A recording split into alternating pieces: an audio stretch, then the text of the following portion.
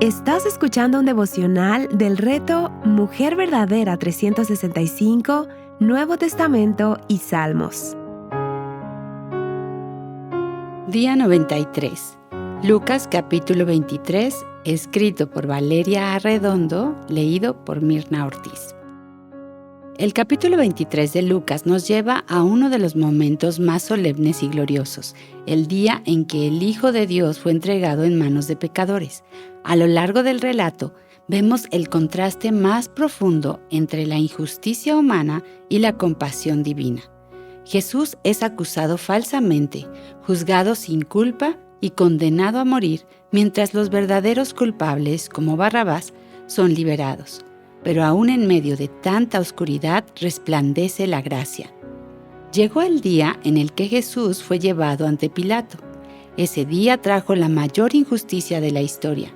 Los líderes religiosos estaban cegados y clamaban por su muerte.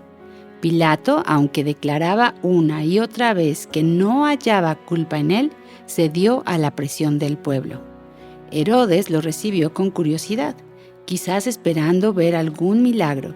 Pero Cristo no lo complació con palabras ni con señales. Guardó silencio, y ese silencio fue más elocuente que cualquier defensa, porque Jesús no estaba ahí para librarse, sino para entregarse. En esta sección ocurre algo profundamente teológico y personal, ya que el inocente toma el lugar del culpable. Barrabás, un homicida, es liberado. Jesús, el justo, es condenado.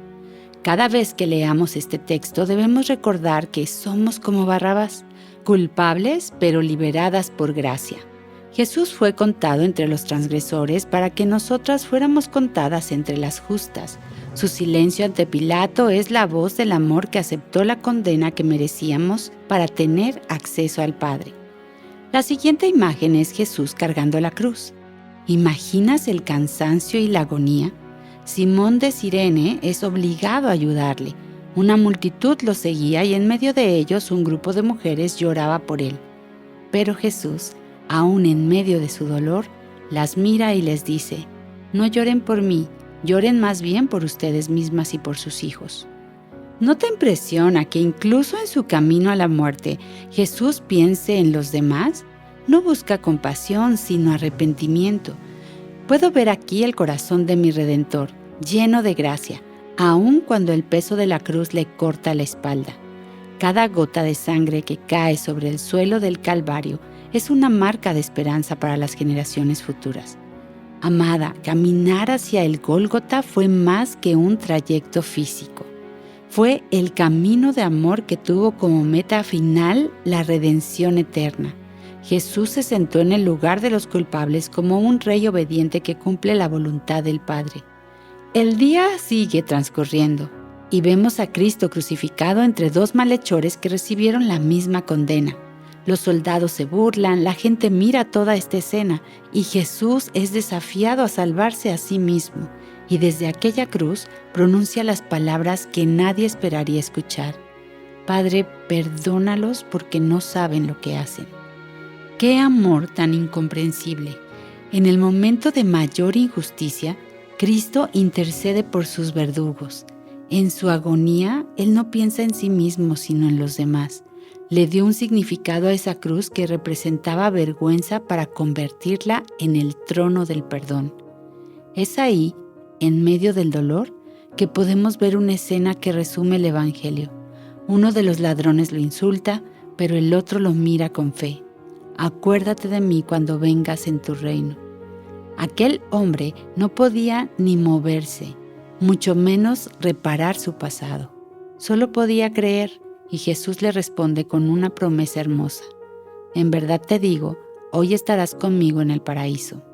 Ese diálogo tan corto entre el ladrón y su Salvador sigue siendo un retrato vivo, ya que la salvación no depende de nuestras obras, sino de la fe en Cristo. Si lo miras a Él, si clamas con un corazón humilde y arrepentido, encontrarás la misma promesa que aquel ladrón y estarás con Jesús en el paraíso. De pronto, la creación gime ante el sufrimiento de su Creador. El mediodía se convierte en total oscuridad. El velo del templo se rasga en dos. Es como si el cielo declarara que el acceso a Dios ha sido abierto para siempre. En ese instante, Jesús alza su voz: Padre, en tus manos encomiendo mi espíritu. Y así entregó su vida. Jesús no fue asesinado. Él entregó su espíritu voluntariamente. Su muerte fue un acto de total soberanía.